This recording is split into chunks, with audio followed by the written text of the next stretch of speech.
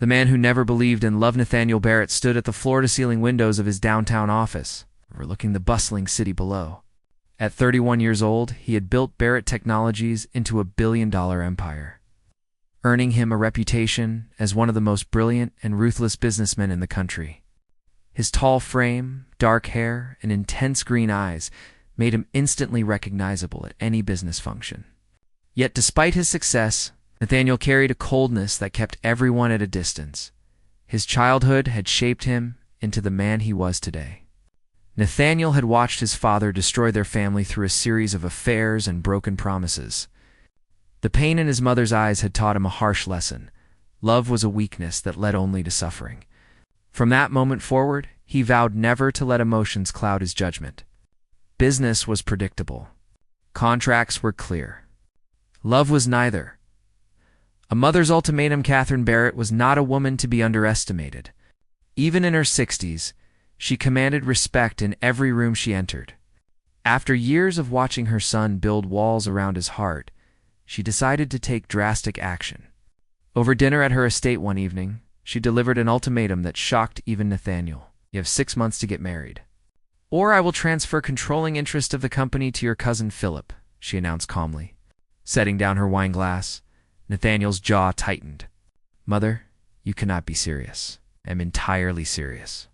You are becoming exactly like your father, consumed by work and incapable of real human connection. I will not watch you destroy yourself. Her eyes softened slightly. I want grandchildren, Nathaniel. I want you to know the joy of a real family before I am gone. This is manipulation, he replied coldly. Call it what you wish. The decision stands. Catherine stood, ending the conversation. 6 months, my dear. Choose wisely. After she left, Nathaniel sat alone in the empty dining room, fury and frustration warring within him. He could not lose his company. It was everything he had worked for. But the thought of an actual marriage, of opening himself up to another person, was unthinkable. There had to be another way. The struggling artist across the city, Audrey Mitchell, was finishing her 3rd job of the day. At 27, her life looked nothing like she had imagined during her college years. She had dreamed of becoming a renowned painter, exhibiting her work in prestigious galleries. Instead, she worked as a barista by morning, a graphic designer by afternoon, and a gallery attendant by evening. 3 years ago, her younger brother Benjamin had been diagnosed with a rare kidney disease. The medical bills had devastated their small family. Their parents had passed away years earlier, leaving Audrey as Benjamin's only support. She had dropped her artistic ambitions without hesitation, pouring everything into keeping her brother alive. The experimental treatments offered hope, but they came with a price tag that seemed impossible to reach. Despite the exhaustion and stress, Audrey maintained her warmth and optimism. Her shoulder-length auburn hair and bright hazel eyes still sparkled with creativity, even if she rarely had time to paint anymore. She found beauty in small moments: a customer's smile, autumn leaves on her walk home, or her brother's laughter during their video calls. Tonight, she was working at the Westfield Gallery, one of the most exclusive art spaces in the city. She stood near the entrance, greeting guests attending a private exhibition. The elite crowd made her feel out of place in her simple black dress, but she smiled politely and directed people to the champagne in awe. What? A chance encounter. Nathan had only attended the gallery event as a favor to a business associate. He had no interest in art, and even less interest in socializing. He accepted a glass of champagne and moved through the crowd with practiced ease, offering polite nods but engaging with no one. That was when he saw her. The young woman standing near a vibrant, abstract painting caught his attention immediately. Unlike the other guests, who merely glanced at the artwork before moving on, she was truly studying it. Her expression showed genuine emotion, as if the painting spoke to something deep within her. She was beautiful, but not in the polished, artificial way of the women who usually surrounded him at these events. There was something authentic about her. Nathaniel found himself walking toward her without quite knowing why. Interesting piece, he said. Stopping beside her, Audrey turned, surprised to find someone actually wanting to discuss the art. Most guests tonight seemed more interested in networking than the exhibition. Her eyes widened slightly when she recognized him. Everyone in the city knew Nathaniel Barrett. "It is," she replied, recovering her composure. "The artist uses color to express what words cannot. See how the red bleeds into the blue? It represents the way pain and hope can exist in the same moment." Nathaniel looked at the painting again, seeing nothing but random splashes of color. "You sound like you understand art." "Should hope so. I am an artist myself. Or I was, anyway." A shadow crossed her face. "Now, I just work here, part-time. Why did you stop?" The question was too personal from a stranger, but something in his direct gaze made Audrey answer honestly. "Life had other plans. Sometimes we have to put our dreams on hold for the people we love." Nathaniel studied her carefully. There was strength in her words, a selflessness he found both foreign and fascinating. Before he could respond, his phone buzzed with an urgent message. Business never stopped. "Excuse me," he said, stepping away to handle the matter. Audrey watched him go, dismissing the brief encounter from her mind. Men like Nathaniel Barrett lived in a different world. She returned her attention to the painting. Losing herself in its emotional depths, the proposal 2 days later. Audrey was locking up her small apartment, heading to her morning shift at the coffee shop, when a sleek black car pulled up to the curb. The driver emerged and opened the back door. "Miss Mitchell. Mr. Barrett requests a moment of your time." Audrey froze, confusion washing over her. How did Nathaniel Barrett know where she lived? Why would he want to see her?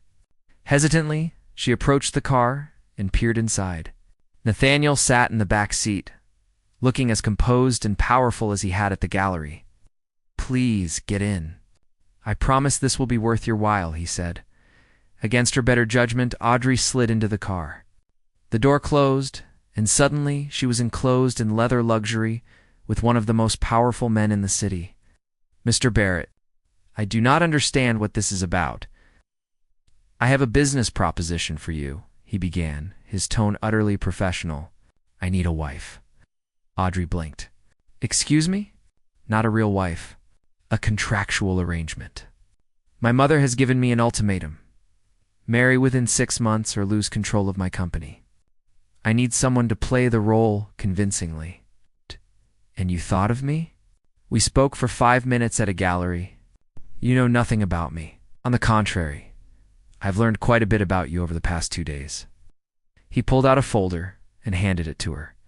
"Audrey Mitchell, 27, former art student, currently working 3 jobs to pay for your brother's medical treatments. You owe approximately $300,000 in medical debt." Audrey's hands trembled as she looked through the file. Her entire life reduced to bullet points and financial records. "You investigated me? I do thorough research before any business deal." His green eyes met hers steadily. "I am offering you a solution. Marry me for 1 year. In exchange, I will pay off all of your brother's medical bills, provide him with the best specialists in the country, and give you $2 million when the contract ends." The numbers made Audrey dizzy.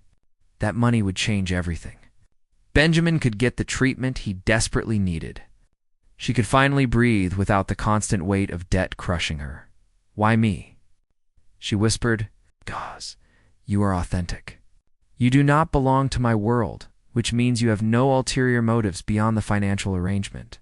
You are also intelligent and caring, qualities my mother would appreciate. Finally, you are in desperate need of money, which ensures you will honor the contract." It was cold and calculating, yet painfully honest. What would I have to do? Live with me. Attend social functions as my wife. Convince my mother and society that our marriage is genuine. After 1 year, we divorce quietly, and you walk away financially secure. Audrey's mind raced.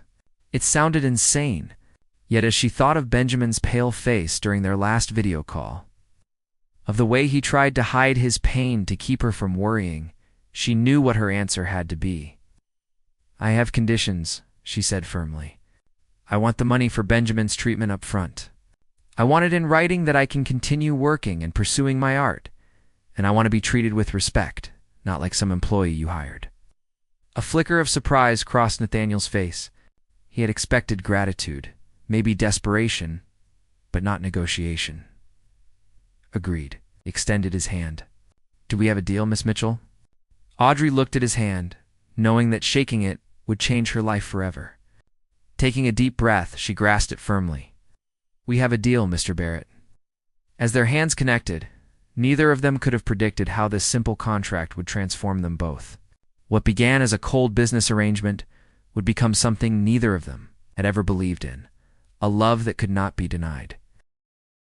Moving into a new world, the Barrett penthouse occupied the entire top floor of the city's most exclusive residential tower. When Audrey first stepped inside, she felt like she had entered a different universe. Floor-to-ceiling windows offered breathtaking views of the skyline. Modern furniture in blacks and grays created a sleek aesthetic, and everything was immaculately organized. It was stunning, but it felt more like a museum than a home. "Your room is down this hallway," Nathaniel said, leading her past the enormous living area. "You have your own bathroom and walk-in closet. I have arranged for a stylist to provide you with appropriate clothing for public appearances." Audrey set down her single suitcase, feeling suddenly small in this vast space. Everything she owned fit into one bag, while Nathaniel's closet alone was probably larger than her entire apartment. "This is not necessary," she said, gesturing around the luxurious bedroom. "The contract did not mention anything about changing who I am." "The contract requires you to be convincing as my wife," Nathaniel replied evenly. "My wife would not wear discount store clothing to charity galas." His words stung, though his tone remained neutral. Audrey lifted her chin. "There is nothing wrong with my clothing." "I did not say there was. I am simply stating facts." Checked his watch. "I have a meeting in an hour. Feel free to settle in. The housekeeper comes on Tuesdays and Fridays. I prefer the kitchen organized alphabetically by food category. My work calls are not to be interrupted under any circumstances." Audrey stared at him. "You organize your kitchen alphabetically? Is there a problem with that?" "It is just extremely controlling." Something flickered in Nathaniel's eyes, but his expression remained unchanged. "I value order and efficiency. If you cannot respect that, this arrangement will not work." After he left, Audrey sat on the edge of the massive bed and called Benjamin. Hearing her brother's voice helped ground her in this surreal situation. "Audrey, the doctors just told me about the new treatment plan. They said someone paid for everything in advance. Was that you? How did you possibly manage that?" She smiled, tears pricking her eyes. "I found a way, Ben. You just focus on getting better, okay? But the cost must have been astronomical." "What did you do?" "I made a smart investment in my future," she said carefully. "Everything is going to be fine now. I promise." After they hung up, Audrey allowed herself a moment of relief. Whatever challenges lay ahead with Nathaniel, saving her brother made it all worthwhile. Learning to coexist. First week proved more difficult than either of them had anticipated. Nathaniel ran his life like he ran his company, with rigid schedules and precise expectations. Audrey, by nature, creative and spontaneous, found his rules suffocating. On Tuesday morning, she woke early and decided to make breakfast. She hummed while cooking scrambled eggs and toast, enjoying the rare moment of peace. When Nathaniel emerged from his bedroom, in an impeccably tailored suit, he stopped short at the sight of the kitchen. "Oh, "What happened here?" His voice held a note of alarm. Audrey turned, spatula in hand. "I made breakfast. Are you hungry?" "You reorganized my entire kitchen." He opened a cabinet, frowning at the relocated items. The coffee was supposed to be in the cabinet above the machine, not next to the refrigerator. That makes no sense. It is more efficient to keep it near the cups and milk. Efficiency is not the point. The point is that I have a system. Audrey set down the spatula, frustration building. "Nathaniel, we are supposed to be married. Married people do not have separate systems for organizing kitchens. They compromise." "This is not a real marriage," he reminded her coldly. "It is a contract." The words hung in the air between them. Audrey felt something twist in her chest, though she could not quite name the emotion. "Right, a contract." She turned off the stove. "I will remember that." She left the kitchen, her appetite gone. Nathaniel stood alone, looking at the breakfast she had prepared, and felt an unfamiliar sensation: regret. Meeting Catherine Barrett there first. Real test came 3 days later when Catherine invited them to dinner at her estate. Nathaniel had prepared Audrey extensively, providing her with detailed information about his family, his mother's preferences, and topics to avoid. Remember, my mother is exceptionally perceptive, he warned as they drove to the estate. Any hesitation or inconsistency will raise her suspicions. I understand, Audrey replied, smoothing down the elegant navy dress the stylist had selected. We met 6 months ago at a charity auction. I was volunteering, you were donating. We bonded over our shared interest in education reform. You proposed 3 months later during a private dinner. Nathaniel glanced at her, impressed, despite himself. You have a good memory. I am an artist. We noticed details.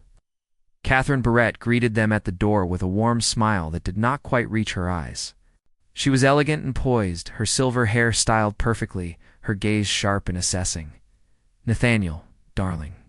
She kissed his cheek before turning to Audrey. And you must be Audrey. How lovely to finally meet the woman who captured my son's heart. The pleasure is mine, Mrs. Barrett, Audrey said, accepting her embrace. Nathaniel has told me so much about you. Please call me Catherine. Come in. Dinner was an elaborate affair with multiple courses and careful conversation. Catherine asked Audrey questions about her background, her family, and how she and Nathaniel had fallen in love. Audrey answered each question smoothly, weaving truth and fiction together naturally. It is refreshing to see Nathaniel with someone so genuine, Catherine said, studying them both. He has always been so guarded. Tell me, Audrey, what made you fall in love with him? The question caught Audrey off guard. She looked at Nathaniel, who maintained his usual impassive expression, and found herself saying something she had not planned. He sees the world differently than most people. Everyone thinks he is cold, but I think he just feels things so deeply that he has learned to protect himself. Beneath all that control is someone who cares more than he wants to admit. Silence fell over the table. Nathaniel stared at her, something unreadable in his green eyes. Catherine watched them both with growing interest. How perceptive of you, my dear, Catherine said softly. Perhaps you understand my son better than I thought. The rest of the evening passed smoothly, but Nathaniel remained quiet. On the drive home, he finally spoke. You did not need to say that. Say what? That analysis of my character? It was beyond what the situation required. Audrey looked out the window at the passing city lights. Your mother asked what I love about you. I gave her an honest answer. Honest? We barely know each other. Maybe. But I am observant, remember? She turned to face him. You are not as mysterious as you think, Nathaniel Barrett. He said nothing more. But his hands tightened on the steering wheel. The charity Galata, weeks later. They attended their first major public event together, the annual Barrett Technologies Charity Gala. The ballroom glittered with crystal chandeliers and was filled with the city's elite. Photographers captured their arrival. Whispers followed them everywhere. Audrey wore a stunning emerald gown that complemented Nathaniel's dark suit perfectly. The stylist had outdone herself. Yet despite looking the part, Audrey felt desperately out of place among the millionaires and socialites.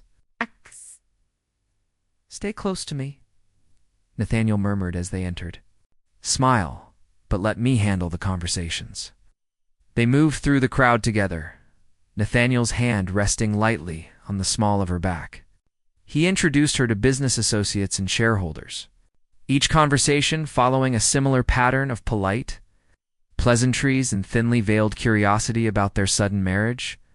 Audrey played her role perfectly, smiling warmly and offering just enough personal details to seem genuine without revealing too much. But after an hour, the constant performance exhausted her. I need some air, she whispered to Nathaniel. He nodded. The balcony is through those doors. I will find you in a few minutes. Audrey stepped outside, breathing deeply in the cool night air. The city stretched out below, millions of lights twinkling in the darkness. She leaned against the railing, allowing herself a moment of vulnerability. It is overwhelming, is it not? She turned to find a striking woman with platinum blonde hair approaching.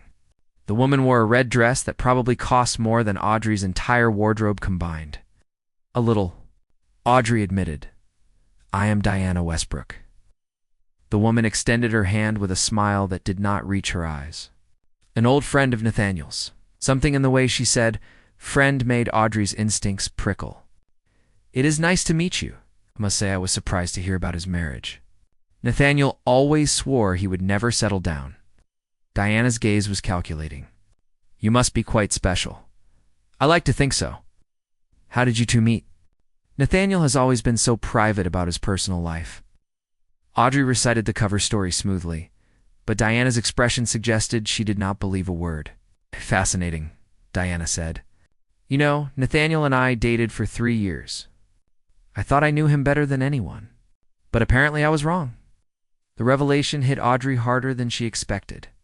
Nathaniel had never mentioned a serious relationship. People change, Audrey said carefully. Do they? Diana stepped closer. Or do they just become better at hiding who they really are? Before Audrey could respond, Nathaniel appeared in the doorway. Diana? His voice was ice. I did not realize you were attending tonight. I would not miss it for the world. Diana's smile was sharp. Your wife and I were just getting acquainted. How delightful. If you will excuse us, I need to introduce Audrey to some board members. He took Audrey's arm firmly, guiding her back inside. Once they were alone in a quiet corner, Audrey pulled away from him. You dated her for 3 years? That was a long time ago. It is irrelevant, is it? She clearly still has feelings for you. Diana has feelings for my bank account, nothing more. Nathaniel's jaw tightened. Why does this bother you? This is not a real marriage. The words stung more than they should have. Audrey forced herself to remember that he was right. This was just a contract.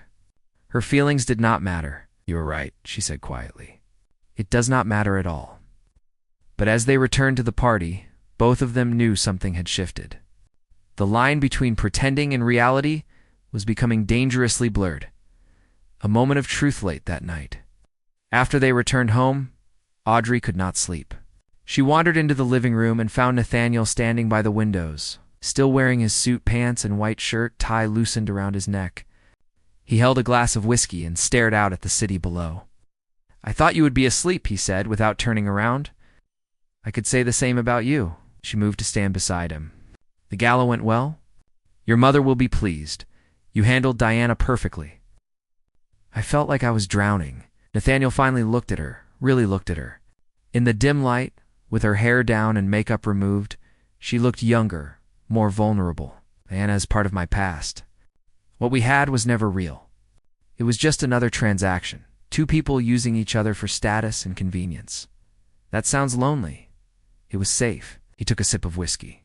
Love makes people weak. I watched it destroy my father and nearly destroy my mother. I decided long ago that I would never allow myself to be that vulnerable. Audrey felt unexpected sympathy for the man beside her. So you built walls instead. Yes, walls keep pain out, but they also keep everything else out. Joy, connection, growth. She touched his arm lightly. That is a high price to pay for safety. Nathaniel looked down at where her hand rested on his arm, feeling the warmth of her touch through his shirt sleeve. No one had spoken to him with such honest compassion in years. Most people wanted something from him, but Audrey just seemed to want to understand him. Why did you really accept my proposal? He asked suddenly. Beyond the money for your brother. You could have found other ways to help him. Audrey considered the question carefully. Because I saw something in you that night at the gallery. Beneath all that control and coldness, I saw someone who was tired of being alone. Maybe I thought I could help. I do not need help, Nathaniel. We are not meant to carry everything alone. They stood in comfortable silence for a moment, the city lights twinkling before them. Then, without planning to, without meaning to, Nathaniel reached up and tucked a strand of hair behind her ear. His fingers lingered against her cheek. Audrey's breath caught. This gentle gesture felt more intimate than anything they had shared before. She looked up at him, seeing something new in his eyes. Something that looked almost like longing. Audrey, he said softly, her name a question on his lips. The moment stretched between them, full of possibility and danger. They were standing at a precipice, both knowing that what happened next would change everything. Then Nathaniel's phone buzzed loudly, shattering the spell. He stepped back, the walls slamming into place again. "I should get some sleep," he said, his voice once again controlled and distant. "Good night." He left her standing by the windows, her heart racing and her mind spinning. Audrey touched her cheek where his fingers had been, feeling the ghost of his touch. This was supposed to be just a contract, just business. But somewhere along the way, without either of them quite realizing it, the pretending had become real, and that terrified them both. Growing closer over the following weeks, something fundamental shifted between Nathaniel and Audrey. The walls he had carefully constructed began to crack, and she found herself slipping through the gaps. It started with small things. He began remembering her favorite coffee order, leaving her notes about gallery exhibitions she might enjoy, asking about her day when he came home from work. One evening, Audrey set up her easel in the corner of the living room. She had not painted in months, too exhausted from work and worry to find her creative spark. But the financial stability Nathaniel provided had given her something precious. Time. Nathaniel found her there hours later, so absorbed in her work that she had not heard him come in. He watched silently as her brush moved across the canvas with confident strokes, creating a stunning, abstract landscape in blues and golds. Her face held an expression of pure joy that made something ache in his chest. "You are talented," he said. Quietly, Audrey jumped, startled, then laughed. "You scared me? I did not hear you come home." "May I look?" She hesitated, feeling suddenly vulnerable, then nodded. Nathaniel approached the canvas, studying it with genuine interest. Unlike at the gallery where he had pretended to understand art, he found himself truly moved by what he saw. The painting captured something intangible, a feeling of longing and hope intertwined. "It is beautiful," he said, and meant it. "Why did you stop painting?" "Life got in the way. There was never enough time or energy." She cleaned her brush, smiling softly. "But thanks to you, I have both now. So thank you for that at least. You do not need to thank me. It is part of our arrangement." But they both knew it had become more than that. Moments of connection. Nathaniel began coming home earlier, finding excuses to spend time in whatever room Audrey occupied. They fell into an easy routine, cooking dinner together and arguing playfully about his need for kitchen organization. Audrey insisted on introducing spontaneity, sometimes rearranging things just to see his reaction. One Saturday, Audrey convinced him to visit an outdoor art market. Nathaniel resisted at first, claiming he had work to do. But she had given him a look that made it impossible to refuse. The market bustled with energy. Local artists displaying their work alongside food vendors and musicians. Nathaniel felt completely out of his element, but watching Audrey light up with excitement made it worthwhile. She stopped at every booth, engaging artists in passionate conversations about technique and inspiration. "You should display your work here," Nathaniel said as they walked. "Your paintings are better than half of what I see." Audrey laughed. "That is sweet, but I am nowhere near ready for that." "Why not?" "You have talent and passion. What else do you need?" "Confidence, maybe. Belief that my work matters." She looked up at him. "Not everyone shares your certainty about everything, Nathaniel." He took her hand without thinking, lacing their fingers together. "Then borrow mine until you find your own." Audrey's heart skipped. They had held hands before at public events, always for show. But there were no cameras here, no one watching. This was real. That night, they sat on the penthouse balcony under the stars, sharing a bottle of wine and talking about everything and nothing. Nathaniel told her about his dreams of expanding Barrett Technologies into sustainable energy, how he wanted to build something meaningful beyond just profit. Audrey shared her deepest artistic aspirations, describing paintings she had yet to create but could see so clearly in her mind. "I never talk about these things with anyone," Nathaniel admitted quietly. "Most people only want to discuss profit margins and stock prices. Maybe you have been talking to the wrong people." He looked at her, moonlight catching in her eyes, and felt something crack open inside him. Fear and longing mixed together until he could not tell them apart. The return of Diana there. Fragile peace shattered when Diana appeared at Barrett Technologies unannounced. Nathaniel's assistant apologized profusely as Diana swept into his office wearing a white power suit and a predatory smile. "Diana." "I do not have time for this," Nathaniel said coldly, not rising from his desk. "Make time. We need to talk about your little arrangement." She settled into a chair, crossing her legs elegantly.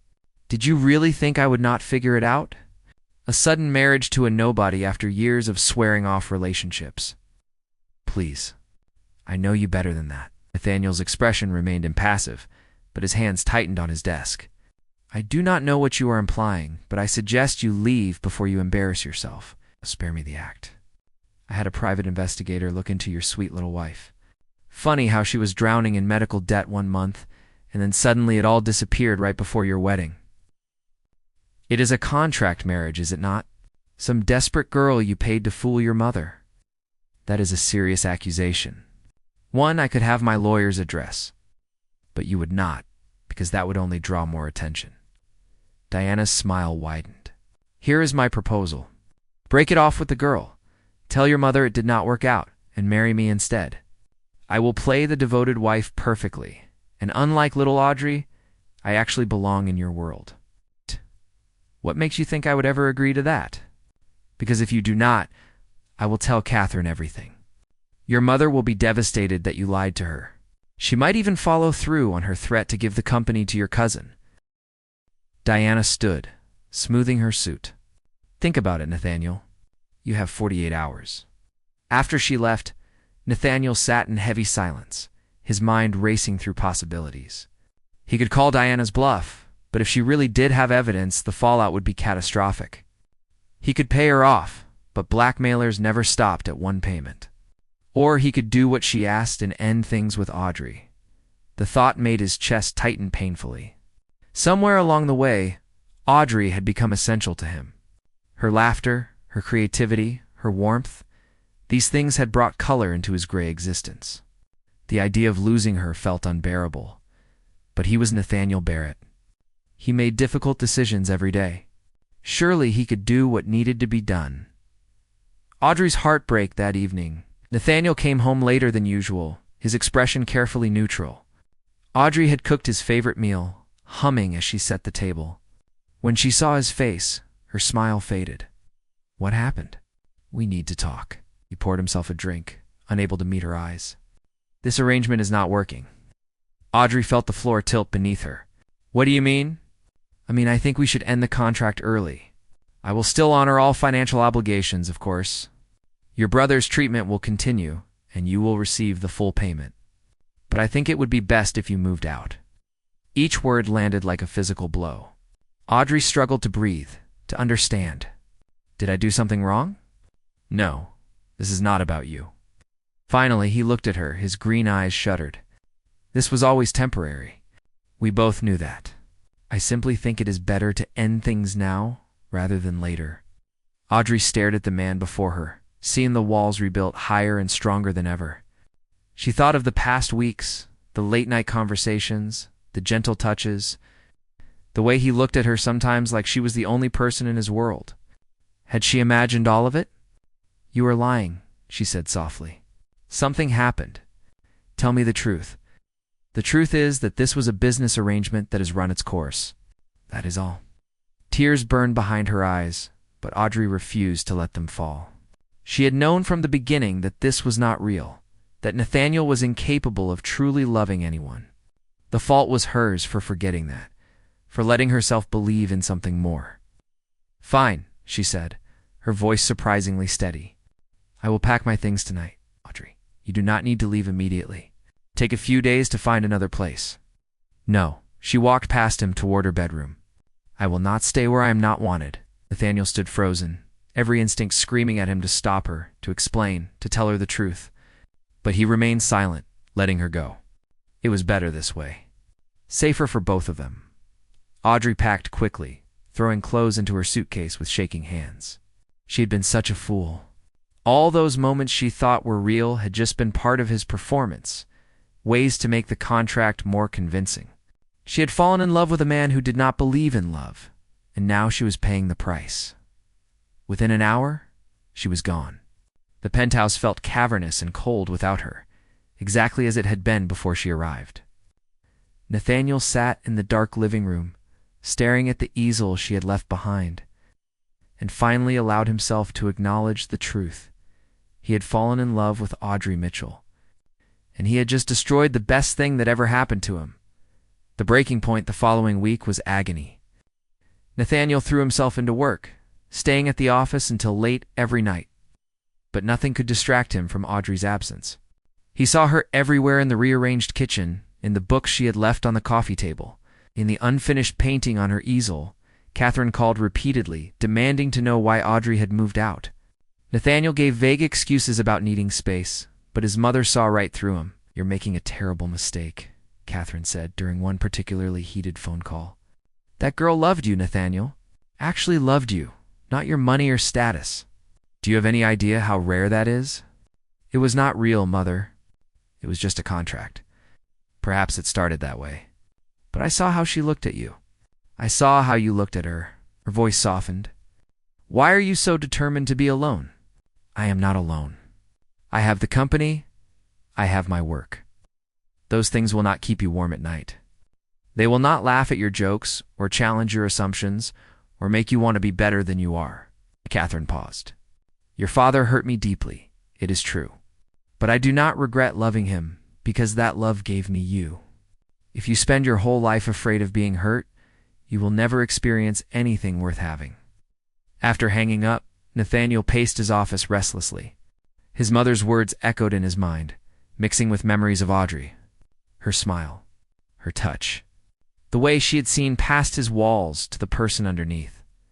Meanwhile, Diana had made good on her threat, scheduling a lunch with Catherine to discuss concerns about Nathaniel's marriage.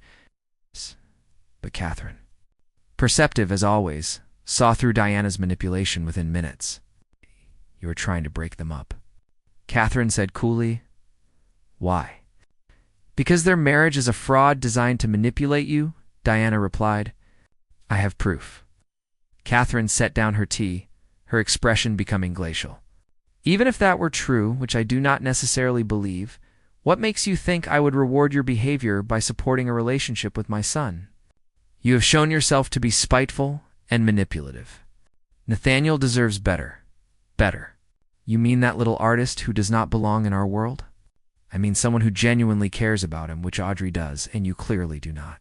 Catherine stood. "Stay away from my son, Diana. This is your only warning."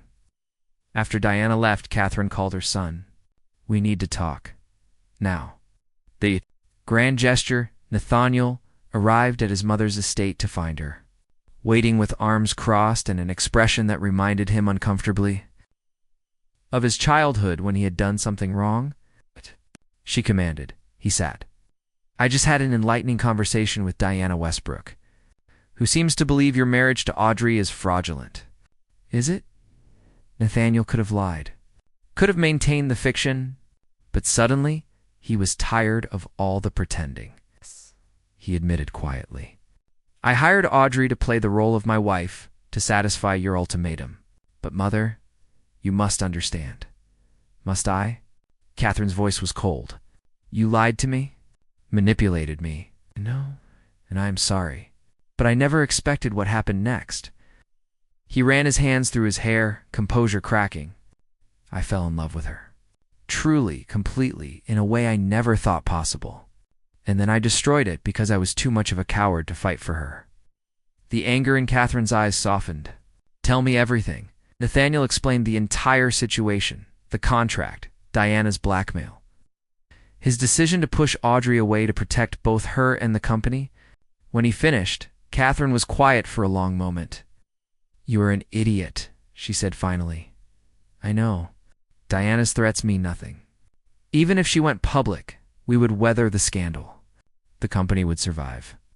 Your reputation would recover." Catherine leaned forward. "But if you lose Audrey, you lose something irreplaceable. Love is not a weakness, Nathaniel. It is the only thing that makes any of this matter. What if she does not forgive me? Then you will have to work very hard to earn her forgiveness." Catherine smiled slightly. "Lucky for you, grand gestures run in the family."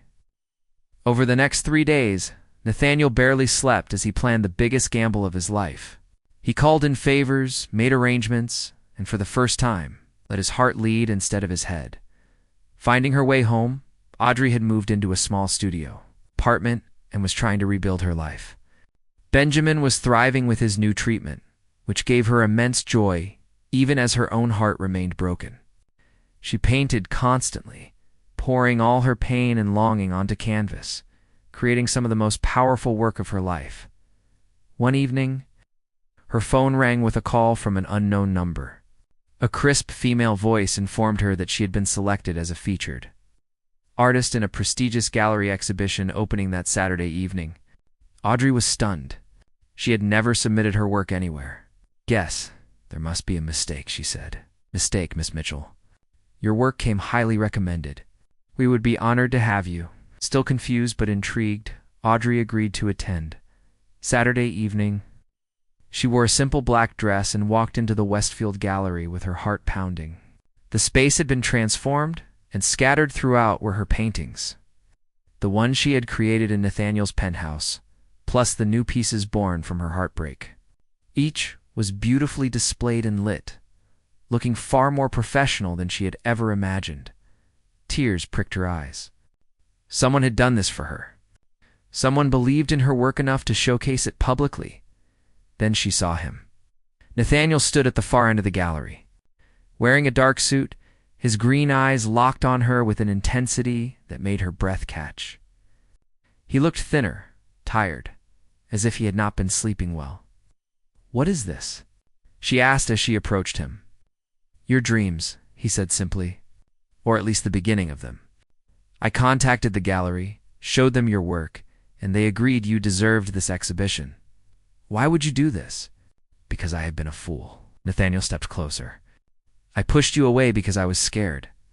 Diana threatened to expose our contract, and I panicked. I thought I was protecting you, protecting the company. But all I did was hurt the person who matters most to me." Audrey's eyes filled with tears. "You broke my heart, Nathaniel. No. And I am sorrier than I can express." He took her hands gently. "This past week has been the worst of my life. The penthouse is empty without you. Nothing has meaning without you.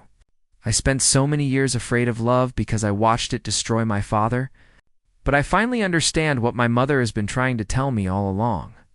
Love is not a weakness. Loneliness is—" "What are you saying?" Nathaniel dropped to one knee right there in the gallery, pulling a small velvet box from his pocket. Around them, other gallery guests gasped and pulled out their phones. "I am saying that our contract is over. I do not want a fake wife anymore. I want you, Audrey Mitchell, for real. I want your laughter and your spontaneity and your terrible habit of rearranging my kitchen. I want late-night conversations and quiet mornings and every moment in between." He opened the box to reveal a stunning sapphire ring. "Marry me. Not because of any arrangement or ultimatum, but because I love you more than I thought I could love anything." Tears streamed down Audrey's face.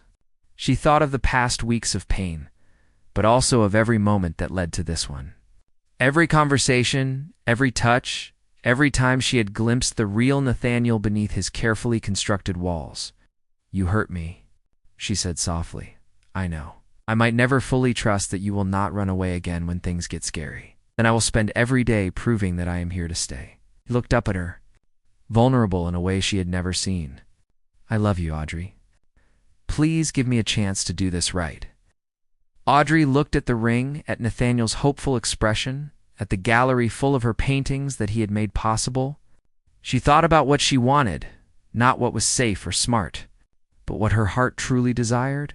"Yes," she whispered, then louder. "Yes, I will marry you." Nathaniel stood and pulled her into his arms, kissing her as the gallery erupted in applause. It was a kiss full of promise and passion, second chances and new beginnings. When they finally broke apart, both breathless and smiling, Audrey touched his face gently. "No more contracts.